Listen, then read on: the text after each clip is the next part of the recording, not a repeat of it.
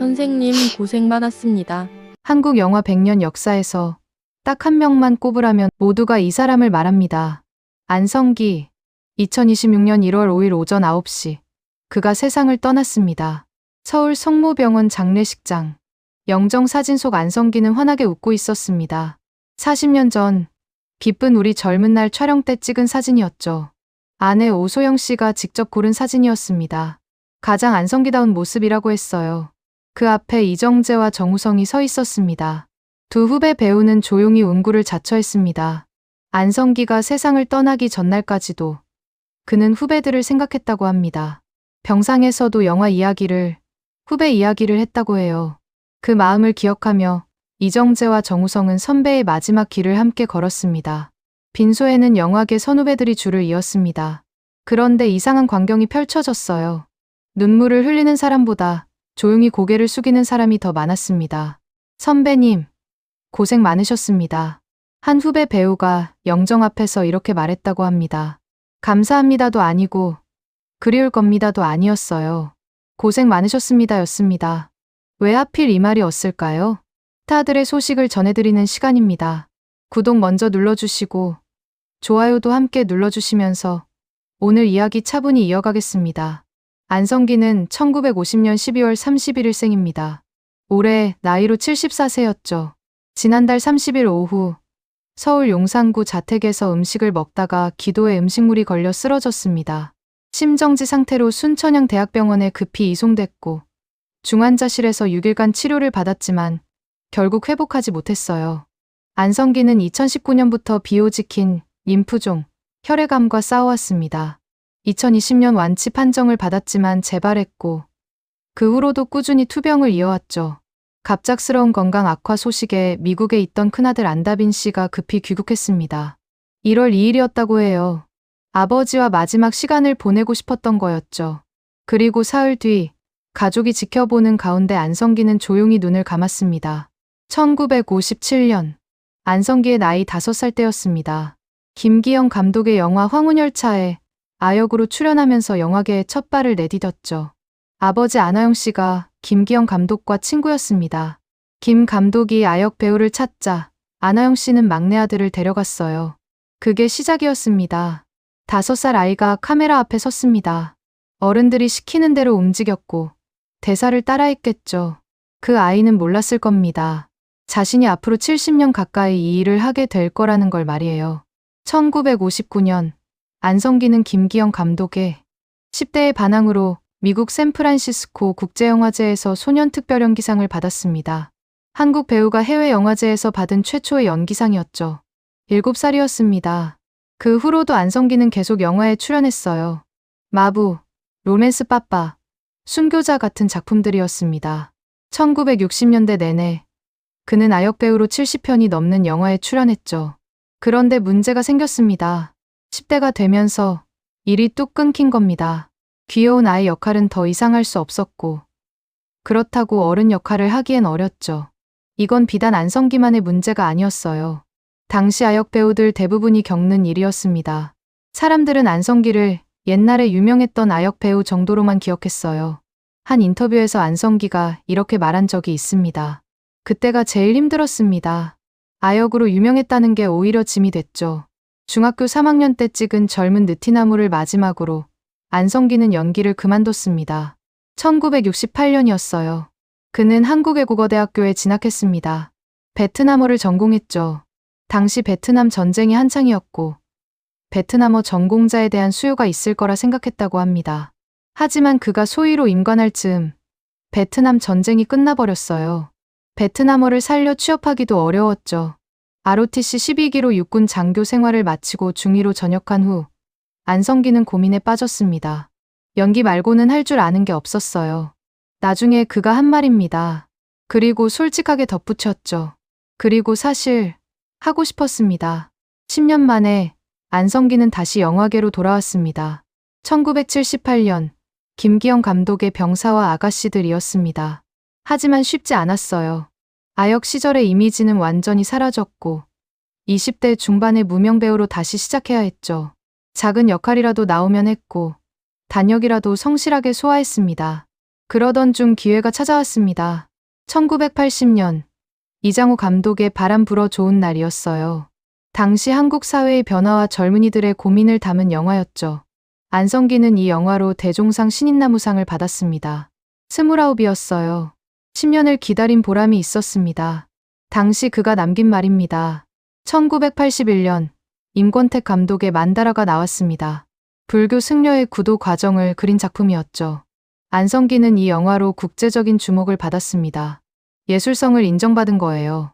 1982년과 1983년 안성기는 2년 연속 대종상 나무주연상을 받았습니다.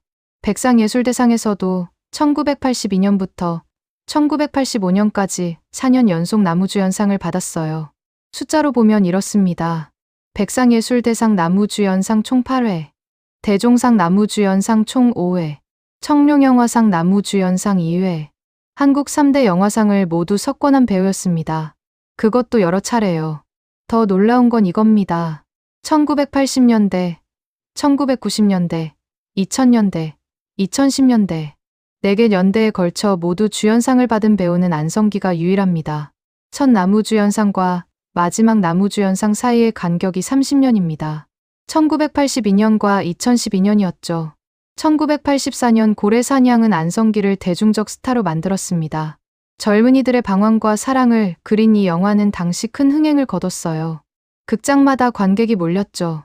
안성기는 이 영화로 또 한 번 나무주연상을 받았습니다. 하지만 안성기는 거기서 멈추지 않았어요. 1990년 정지영 감독의 남부군에서는 빨치산 종군기자를 연기했습니다. 당시로서는 파격적인 소재였죠. 그의 청룡영화상이 17년 만에 부활했는데 안성기가 첫 나무주연상 수상자가 됐습니다. 1993년 강우석 감독의 투캅스가 나왔습니다. 박중훈과 함께 주연을 맡은 이 영화는 한국형 버디무비의 시작이었어요. 전혀 다른 성격의 두 형사가 티격태격하면서도 사건을 해결해 나가는 이야기였죠. 안성기와 박중훈은 환상의 호흡을 보여줬습니다. 두 사람은 이 영화로 대종상에서 나무주연상을 공동 수상했어요. 박중훈과의 인연은 그전부터 시작됐습니다. 1988년 박광수 감독의 칠수와 만수에서 처음 호흡을 맞췄죠. 이후 투캅스, 투캅스2, 투캅스3, 그리고 1999년 인정사정 볼 것 없다까지 두 사람은 계속 함께 작품을 했습니다. 특히 인정사정 볼 것 없다는 안성기에게 전환점이 된 작품이었어요. 40대 후반이었던 그는 이 영화에서 과감하게 악역을 맡았습니다. 살인범 역할이었죠. 주연에서 조연으로 자연스럽게 옮겨가는 과정이었습니다. 안성기가 나중에 한 말입니다. 후배들에게 자리를 내어주기 시작한 거였어요. 하지만 그의 존재감은 여전했습니다. 2003년 12월 강우석 감독의 실미도가 개봉했습니다. 1968년 북한 김일성 제거를 목적으로 훈련받던 684부대 대원들의 실화를 다룬 영화였죠. 안성기는 교육대장 역할을 맡았습니다. 날 쏘고 가라. 영화 속 안성기의 명대사입니다. 반란을 일으킨 대원들에게 총구를 겨누며 한 말이었죠. 이 장면은 많은 관객의 뇌리에 박혔습니다. 실미도는 한국 영화 사상 최초로 1000만 관객을 돌파했습니다. 정확히는 1108만 명이었어요. 당시로서는 상상하기 힘든 숫자였죠. 안성기는 이미 50대 초반이었지만 강도 높은 액션 연기를 소화해냈습니다. 대역 없이 직접 했다고 해요. 한 스태프가 이런 이야기를 했습니다.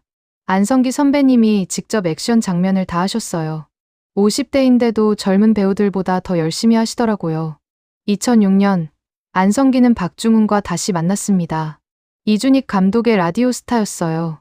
한물간 가수 최곤 박중훈과 그의 매니저 박민수 안성기 이야기였죠. 이 영화에는 유명한 장면이 있습니다. 비 오는 날 우산 없이 서 있는 최곤에게 박민수가 조용히 다가가 우산을 씌워주는 장면이에요. 말없이 노래를 흥얼거리며 담담하게. 많은 관객이 이 장면에서 눈물을 흘렸다고 합니다. 이 장면은 안성기의 아이디어였습니다. 감독이 나중에 밝힌 사실이에요. 안성기가 직접 제안했고 그 장면이 영화의 명장면이 됐죠. 라디오 스타로 안성기는 대종상과 청룡영화상 나무주연상을 받았습니다. 청룡상은 박중훈과 공동 수상이었어요. 박중훈이 한 말이 있습니다. 형님은 변하지 않는 사람이에요.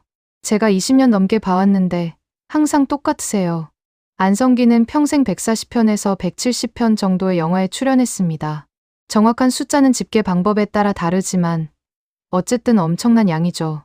거의 매년 23편씩 작품에 참여한 셈입니다. 70년 가까이요. 그리고 놀라운 건 이 많은 작품 중에서 안성기의 연기만큼은 항상 인정받았다는 겁니다. 영화가 흥행에 실패해도 그래도 안성기는 역시 안성기다라는 평가가 따라왔어요. 이게 얼마나 대단한 건지 아시나요? 배우가 가질 수 있는 최고의 신뢰입니다. 한 영화 평론가는 이렇게 썼습니다. 안성기는 망하는 영화에 출연할 수는 있어도 망한 연기를 한 적은 없다.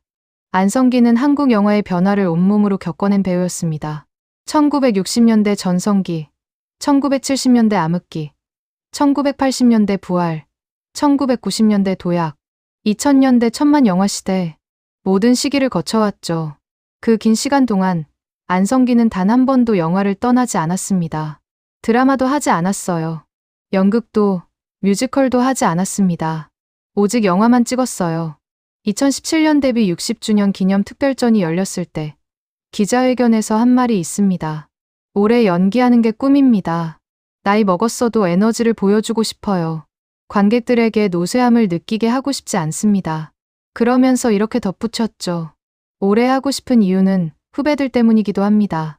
영화계에 또래가 남아있지 않아 외롭지만 그래도 후배들의 정년을 늘리는 역할을 내가 해야 한다고 생각해요. 74년의 인생, 70년의 연기 인생. 안성기는 단 하루도 배우가 아닌 적이 없었습니다. 5살 때 처음 카메라 앞에 선 순간부터 마지막 순간까지요. 2023년 김한민 감독의 노량 죽음의 바다가 그의 마지막 작품이 됐습니다. 특별 출연이었지만 여전히 그는 최선을 다했다고 해요. 그리고 2026년 1월 5일 오전 9시 서울 용산구 순천향 대학병원 중환자실에서 가족이 지켜보는 가운데 안성기는 조용히 눈을 감았습니다. 안성기와 박중훈의 인연은 깊었습니다. 1988년 칠수와 만수에서 처음 만났어요. 그 후 투캅스, 투캅스2, 투캅스3, 라디오스타까지 거의 20년 가까이 함께 작품을 했죠. 투캅스 촬영 당시 일화가 있습니다. 한 조연출이 이런 이야기를 했어요. 박중훈 씨가 NG를 많이 냈던 날이 있었습니다. 액션씬이었는데 계속 타이밍이 안 맞았죠. 분위기가 좀 무거워졌어요. 그때 안성기 선배님이 감독님한테 말씀하셨습니다. 감독님, 제가 좀 쉬고 싶은데요. 10분만 쉬었다 할까요? 사실 선배님 씨는 이미 끝난 상태였어요. 쉬는 시간에 안성기 선배님이 박중훈 씨 옆으로 가서 조용히 얘기하시더라고요. 뭐라고 하시는지는 못 들었지만 박중훈 씨가 고개를 끄덕이는 게 보였습니다. 다시 촬영 들어갔을 때 박중훈 씨가 한 번에 오케이를 받았어요. 박중훈은 나중에 이렇게 말했습니다. 형님이 그때 이렇게 말씀하셨어요. 중훈아, 긴장하지 마. 나도 처음엔 엄청 떨렸어. 천천히 하면 돼. 그리고 어떻게 호흡을 조절하는지 보여주셨죠. 형님은 가르친다는 느낌을 안 주셨어요. 그냥 옆에서 보여주셨죠. 그게 더 큰 가르침이었습니다. 40년 가까운 우정이었습니다. 박중훈이 한 방송에서 이런 말을 한 적이 있어요. 형님은 변하지 않는 사람입니다. 제가 20년 넘게 봐왔는데 항상 똑같으세요. 겸손하고 성실하고 따뜻하세요. 어떤 후배가 실수를 해도 형님은 절대 화를 내지 않으셨어요. 오히려 내가 위치를 잘못 잡은 것 같다고 자기 잘못인 것처럼 말씀하셨죠. 그래서 현장 분위기가 늘 좋았습니다. 형님이 계시면 다들 편안해했어요. 안성기에게는 또 다른 기록이 있었습니다. 1983년 동서식품 맥심 커피 광고 모델이 된 거예요. 커피, 이제는 향입니다. 안성기의 목소리로 전해진 이 광고 카피를 기억하시는 분들이 많을 겁니다. 이 계약이 특별한 이유가 있습니다. 38년간 지속됐거든요. 1983년부터 2021년까지 38년. 국내 광고 역사상 단일 브랜드 최장수 모델 기록입니다. 재미있는 일화가 있습니다. 1997년 IMF 외환위기가 터졌을 때였어요. 많은 기업이 어려웠죠. 동서식품도 마찬가지였고요. 그런데 회사 측에서 안성기에게 연락이 왔습니다. 모델료 인상을 제안한 거예요. 계약대로 올려드려야 한다고요. 안성기가 뭐라고 했을까요? 모두가 어려운데 그럴 수 없습니다. 모델료 인상을 거절했습니다. 그리고 오히려 삭감을 역제안했다고 해요. 한 광고 업계 관계자가 이렇게 말했습니다. 그때 그 일로 동서식품 직원들이 정말 감동했다고 들었어요. 단순한 모델과 광고주의 관계를 넘어선 거였죠. 다른 연예인들은 IMF 때 광고료를 올려받으려고 했는데 안성기 선배님만은 달랐습니다. 안성기는 맥심 외에 다른 식음료 광고를 거의 하지 않았어요. 한 브랜드에 대한 신뢰를 지키고 싶었던 겁니다. 2018년 한 인터뷰에서 이렇게 말했습니다. 너무 많은 광고를 찍으면 과식으로 체하지 않겠습니까? 저는 신중하게 선택합니다. 2003년으로 돌아가 볼까요? 강우석 감독의 실미도가 개봉했습니다. 1968년 북한 김일성 제거를 목적으로 훈련받던 684부대 대원들의 실화를 다룬 영화였죠. 안성기는 교육대장 역할을 맡았어요. 날 쏘고 가라. 영화 속 이 대사 기억하시나요? 반란을 일으킨 대원들에게 총구를 겨누며 한 말이었습니다. 이 장면을 찍을 때 일화가 있습니다. 한 스태프가 이렇게 말했어요. 그 장면은 정말 무서운 장면이었어요. 대원들이 총을 들고 교육대장을 향해 서 있고 안성기 선배님이 그 앞에 홀로 서 계시는 거였죠. 리허설 때 감독님이 선배님, 여기서 분노를 폭발시켜 주세요라고 했습니다. 그런데 선배님이 이렇게 대답하셨어요. 감독님, 이 사람은 화가 난 게 아니라 슬픈 겁니다. 자기가 키운 아이들이 총을 들고 자기를 향하고 있으니까요. 그 말씀을 듣고 감독님이 한참 생각하시더니 맞습니다, 선배님. 그렇게 가시죠라고 하셨어요. 실제 촬영에서 안성기는 소리를 지르지 않았습니다. 대신 눈빛으로 떨리는 목소리로 그 슬픔을 표현했죠. 그 장면을 본 관객들은 소리 없이 울었다고 합니다. 실미도는 한국 영화 역사를 바꿨습니다. 최초로 1000만 관객을 돌파한 영화가 됐거든요. 정확히는 1108만 명이었어요. 당시로서는 상상하기 힘든 숫자였죠. 1000만 영화 시대를 연 작품이었습니다. 안성기는 이미 50대 초반이었지만 강도 높은 액션 연기를 직접 소화했어요. 대역을 쓰지 않았습니다. 한 액션 감독이 이렇게 말했습니다. 안성기 선배님이 직접 다 하셨어요. 50대인데도 젊은 배우들보다 더 열심히 하시더라고요. 한 번은 제가 선배님, 이 장면은 대역을 쓰셔도 됩니다라고 했어요. 그랬더니 내가 할 수 있는데 왜 다른 사람을 시키나요? 라고 하시더라고요. 촬영 중 손가락에 부상을 입기도 했습니다. 하지만 촬영을 멈추지 않았어요. 괜찮습니다. 계속하죠. 그렇게 말하고 다시 카메라 앞에 섰다고 합니다. 한 신인 배우가 이런 이야기를 했습니다. 실미도 촬영장이 제 첫 영화 현장이었어요. 엑스트라였지만 정말 긴장했죠. 어느 날 제가 실수를 했습니다. 위치를 잘못 잡아서 안성기 선배님 동선을 막은 거예요.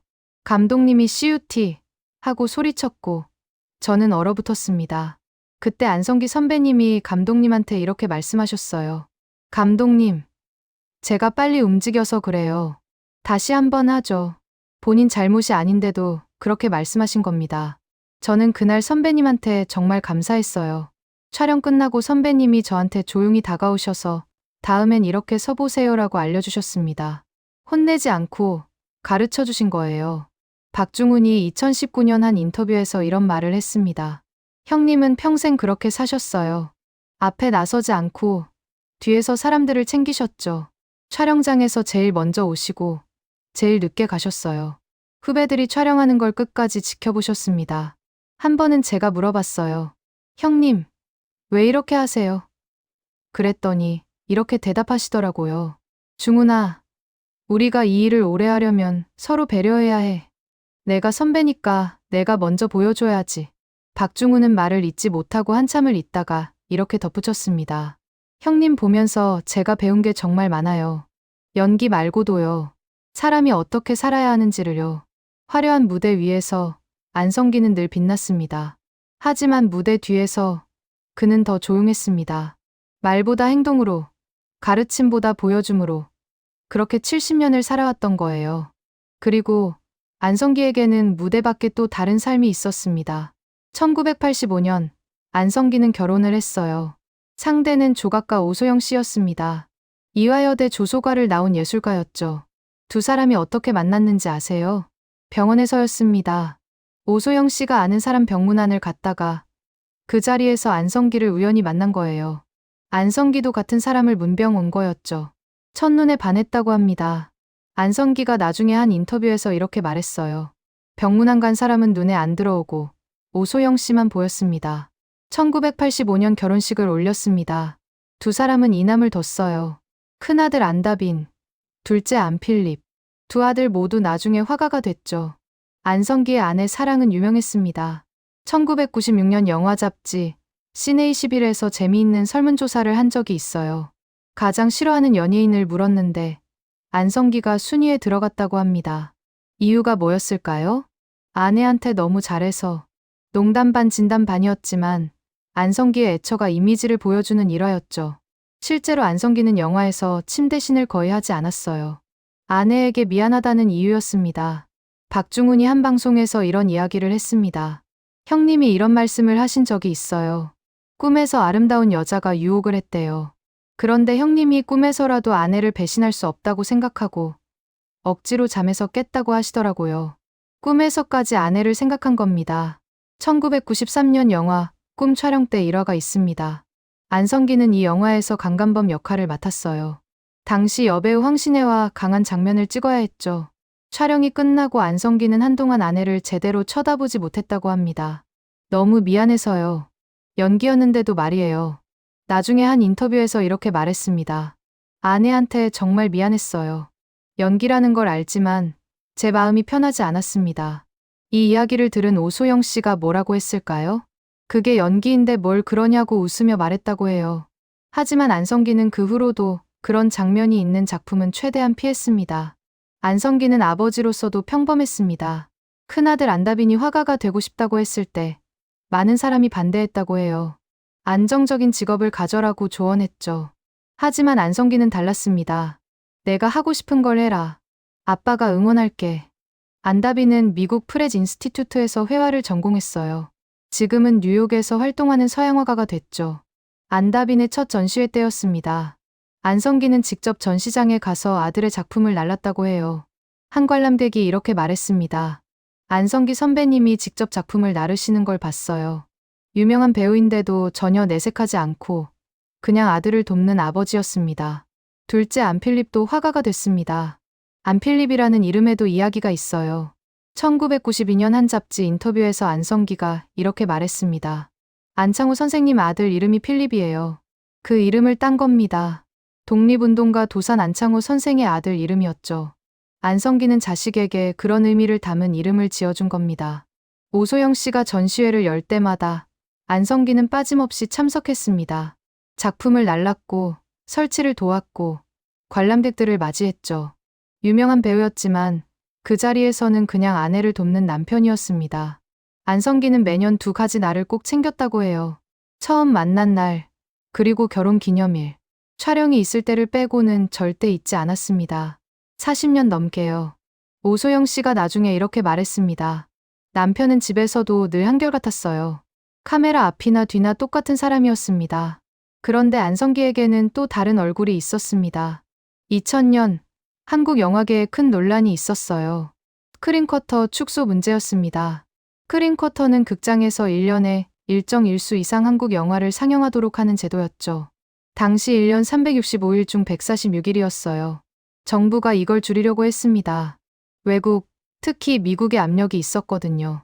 영화인들이 반대했습니다. 한국 영화가 죽는다고요. 안성기는 그 선두에 섰습니다. 2000년 7월 광화문 내거리에서 1인 시위를 했어요. 혼자서요. 스크린쿼터를 지켜주세요. 피켓을 들고 서 있는 안성기의 모습이 뉴스에 나왔습니다. 당시 그의 나이는 50살이었어요. 2006년에도 똑같은 일이 일어났습니다. 정부가 다시 스크린쿼터를 축소하려 했어요. 146일에서 73일로 절반으로 줄이겠다고 했죠. 영화인들이 또 반발했습니다. 안성기는 또다시 광화문에 섰어요. 혼자서 조용히 피켓을 들고 서 있었습니다. 한 기자가 이렇게 물었다고 해요. 선배님, 왜 혼자 나오셨어요? 안성기가 대답했습니다. 누군가는 해야 하니까요. 제가 나이가 많으니 제가 하는 게 맞습니다. 결국 스크린쿼터는 73일로 줄었습니다. 안성기의 바람대로 되지는 않았죠. 하지만 사람들은 그의 모습을 기억했습니다. 조용히, 묵묵히 자기 자리를 지키던 그 모습을요. 2019년 안성기에게 시련이 찾아왔습니다. 비호지킨 림프종 진단을 받았어요. 혈액암이었습니다. 당시 안성기의 나이는 68이었죠. 항암 치료가 시작됐습니다. 힘든 시간이었어요. 머리카락이 빠지고 몸무게가 줄었습니다. 하지만 안성기는 포기하지 않았습니다. 박중훈이 이 시기에 병원을 찾아갔다고 해요. 형님을 보는데 눈물이 나올 것 같았어요. 그런데 형님이 오히려 저를 위로하시더라고요. 중훈아, 괜찮아. 나 이거 이긴다 하시면서요. 2020년 완치 판정을 받았습니다. 안성기는 다시 촬영장으로 돌아왔어요. 마치 아무 일도 없었던 것처럼요. 내일 어떻게 된다 해도 내가 해야 할 일은 연기입니다. 당시 한 인터뷰에서 안성기가 한 말이었습니다. 하지만 암은 재발했습니다. 정확히 언제인지는 알려지지 않았어요. 안성기는 조용히 치료를 받으면서도 촬영을 계속했습니다. 2023년 영화 노량 죽음의 바다가 그의 마지막 작품이 됐어요. 특별 출연이었지만 여전히 최선을 다했다고 합니다. 한 스태프가 이렇게 말했습니다. 선배님이 많이 힘들어 보이셨어요. 그런데 카메라 앞에만 서면 달라지셨죠. 그게 정말 프로였습니다. 2025년 12월 30일 오후 서울 용산구 자택에서 안성기는 식사를 하다가 쓰러졌습니다. 음식물이 기도에 걸린 거예요. 심정지 상태로 순천향대병원에 급히 이송됐습니다. 중환자실에서 치료를 받았지만 의식을 회복하지 못했어요. 미국에 있던 큰아들 안다빈이 급히 귀국했습니다. 1월 2일이었어요. 아버지를 보기 위해 비행기를 탔죠. 1월 3일 안다빈은 중환자실에서 아버지를 만났습니다. 의식은 없었지만 아들이 온 걸 알았을까요? 2026년 1월 5일 오전 9시 가족이 지켜보는 가운데 안성기는 조용히 눈을 감았습니다. 서울성 모병원 장례식장에 빈소가 차려졌어요. 영정 사진은 40년 전 모습이었습니다. 1987년 영화 기쁜 우리 젊은 날 촬영장에서 찍은 사진이었죠. 사진작가 구본창이 찍은 사진이었습니다. 오소영 씨가 직접 고른 사진이었어요. 빈소에서 오소영 씨가 한 말입니다. 저 한 장의 사진에 배우 안성기의 모든 것이 담겨 있어요. 이 사진을 찍었던 때가 안성기라는 배우가 가장 빛나던 시절이었습니다. 환하게 웃고 있는 젊은 안성기의 모습이었습니다. 그 앞에 이정재와 정우성이 서 있었습니다. 두 후배 배우는 조용히 운구를 자처했습니다. 누가 시킨 것도 아니었죠. 그냥 당연하다는 듯이 선배의 마지막 길을 함께 걸었습니다. 영화계 선후배들이 빈소를 가득 메웠습니다. 박중훈은 빈소 앞에서 한참을 서 있었다고 해요. 말없이 그냥 서 있기만 했죠. 조용필도 찾아왔습니다. 60년 지기 친구였으니까요. 친구야, 또 만나자. 조용필이 영정 앞에서 한 말이었습니다. 조용히 왔다가 조용히 떠났습니다. 74년의 인생이었습니다. 70년의 배우 인생이었죠. 하지만 남은 건 결코 조용하지 않습니다. 140편이 넘는 영화 속에서 안성기는 여전히 살아 숨쉬고 있습니다. 투캅스에서 웃던 그 얼굴, 실미도에서 날 쏘고 가라 외치던 그 목소리, 라디오스타에서 우산을 씌워주던 그 손길, 모두 그대로 남아있습니다. 그리고 무엇보다 사람들 마음속에 남아있습니다. 저 사람처럼 살고 싶다. 많은 사람이 안성기를 보며 그렇게 생각했습니다. 화려하지 않아도, 시끄럽지 않아도 자기 자리에서 최선을 다하는 삶. 그게 안성기가 보여준 삶이었습니다. 2026년 1월 8일 연결식이 거행됐습니다. 많은 사람이 마지막 인사를 하러 왔어요. 발인 행렬이 병원을 떠날 때 거리에 사람들이 모여 있었습니다. 고개를 숙여 배웅했습니다. 말없이, 조용히, 마치 안성기가 평생 살아온 방식처럼요. 한국 영화 100년 역사에서 가장 큰 별 하나가 졌습니다. 화려하지 않아도 괜찮습니다. 시끄럽지 않아도 괜찮아요. 자기 자리에서 묵묵히 최선을 다하면 결국 사람들 마음에 남는다는 걸 안성기는 보여줬습니다. 안성기 선생님의 넋을 기리며 삼가 명복을 빕니다.